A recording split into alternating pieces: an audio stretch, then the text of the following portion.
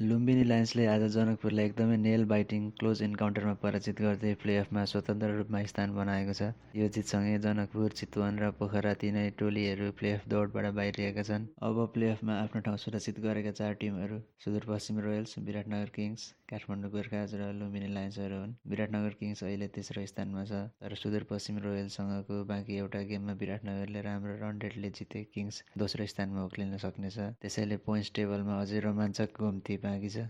अब कुरा गरौँ प्लेअफ फर्मेटको। प्लेअफको पहिलो खेल पहिलो र दोस्रो स्थानमा रहेका टोलीबीच हुनेछ।